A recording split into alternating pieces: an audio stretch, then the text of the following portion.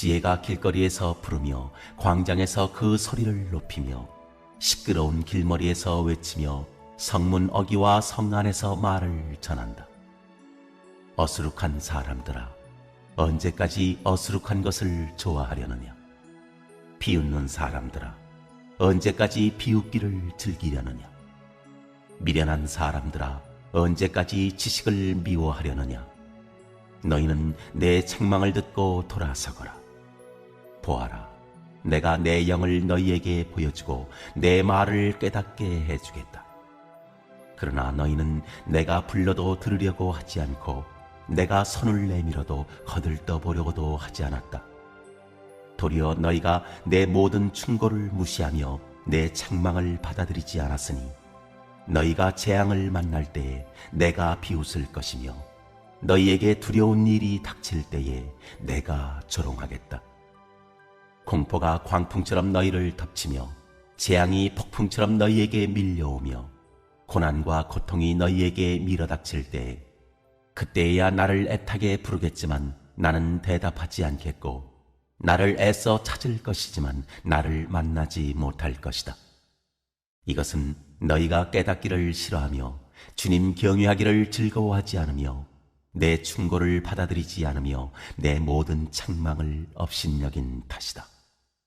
그러므로 그런 사람은 제가 한 일의 열매를 먹으며 제 꾀에 배부를 것이다. 어수룩한 사람은 내게 등을 돌리고 살다가 자기를 죽이며 미련한 사람은 안일하게 살다가 자기를 멸망시키지만 오직 내 말을 듣는 사람은 안심하며 살겠고 재앙을 두려워하지 않고 평안히 살 것이다. 첫 번째 질문입니다. 이 잠언의 전체적인 구성은 어떻게 되나요? 20절부터 23절까지는 지혜의 간청입니다. 24절부터 31절까지는 지혜의 초대에 대한 거절과 이에 대한 결과입니다. 32절, 33절은 마지막 지혜의 결론 부분입니다. 두 번째 질문입니다. 20절, 21절에서 지혜가 소리치는 이유는 무엇인가요? 여기서 지혜는 여성 복수명사로 지혜의 탁월성과 장엄함을 표현합니다.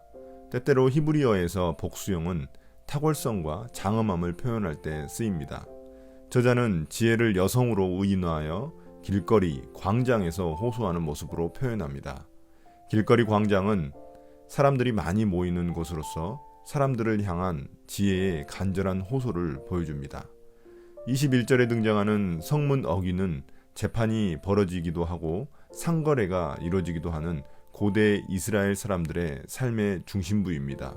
그곳에서 지혜는 마치 예언자처럼 사람들에게 자신의 말을 들으라고 호소하고 있습니다. 세 번째 질문입니다.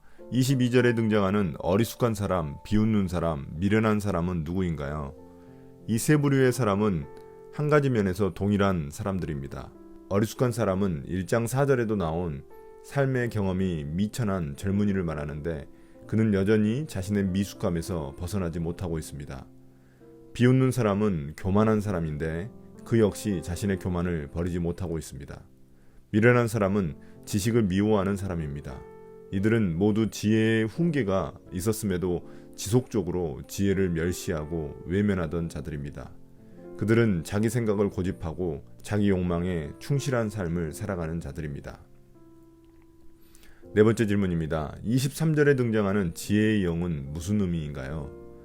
의인화된 지혜는 마치 여선생님처럼 제자들을 책망하며 돌이키라고 말합니다. 예언자가 타락한 백성들에게 외치는 소리와 같습니다. 돌이키면 지혜의 영을 부어주겠다고 말합니다. 이것은 구약 성경에서 자주 등장하는 지혜의 영인 하나님의 영을 의미하는 것입니다. 하나님의 영은 인간에게 지혜와 기술과 지식을 주시는 분입니다. 구약 성경의 선지자들도 장차 올 메시아를 지혜와 모략과 지식의 신이라고 소개했습니다. 이 영을 부어주는 목적은 그들이 깨닫게 하기 위해서입니다. 다섯 번째 질문입니다. 지혜를 무시한 결과는 무엇인가요? 그들이 지속적인 지혜의 충고와 책망에도 이를 무시하고 받아들이지 않았기에 재앙을 당할 것이라고 말합니다. 여기서 재앙, 두려운 일, 공포, 고난과 고통 모두 그들이 지혜를 무시한 결과 겪어야 할 일들을 말합니다. 전에는 그들이 지혜를 비웃었지만 이때가 오면 지혜가 그들을 조롱하고 비웃겠다고 말합니다. 28절에서 그때에서야 비로소 그들이 지혜를 부르고 찾지만 이미 늦었습니다. 불러도 지혜는 대답하지도 않고 찾아도 지혜는 만나주지 않을 것입니다. 31절은 그들을 한마디로 정리해 줍니다. 자업자득. 자기가 한 일의 열매를 자기가 먹습니다. 어리석은 자들은 자신의 어리석은 계획을 스스로 즐거워하며 마치 배부른 사람처럼 만족해하기 때문입니다. 6번째 질문입니다. 지혜를 무시한 게 왜 그리 큰 문제인가요? 29절에 보면 지혜는 주님을 경외하는 것과 연결되어 있습니다.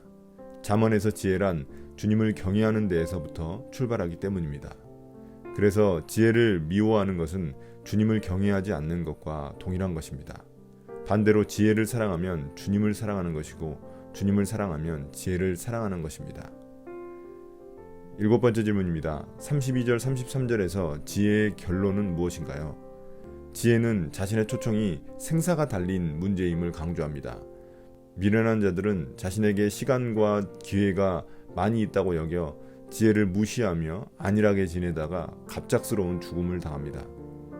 지혜에 대한 안일함, 나태는 자신을 멸망과 죽음에 이르게 합니다. 반면 지혜를 추구하는 자는 재앙을 두려워하지 않으며 평안한 마음을 누리며 삽니다. 지혜는 삶의 안전과 걱정 없는 안락함을 약속합니다. 이렇듯 잠언은 뿌린 대로 거두는 인과응보의 법칙이 삶의 일반 질서임을 알려줍니다. 오늘의 묵상 포인트입니다. 지혜가 필요한 곳은 평범한 일상이 있는 삶의 모든 현장입니다. 일상의 작은 선택들이 모여 삶의 모양을 만들고 결국 삶의 가치를 결정해 주기 때문입니다. 사소하고 평범한 일일수록 더욱 지혜가 필요합니다. 오늘 누구를 만나고 어떤 일을 하든지 하나님의 자녀답게 정직하고 겸손하며 당당하고 정의롭게 행동하시기 바랍니다. 2번째, 자기 꾀를 따르는 자들은 자기 생이 구렁텅이로 빠지는 것을 모릅니다. 그러나 지혜의 말을 따르는 사람은 삶이 순탄하고 늘 마음 편하게 살 수 있습니다. 누구를 속이거나 불의를 행하지 않았기에 행동이 당당합니다. 재물을 얻고 마음을 잃는 것보다 재물이 넉넉하지 않아도 평안한 마음으로 사는 것이 더 낫습니다.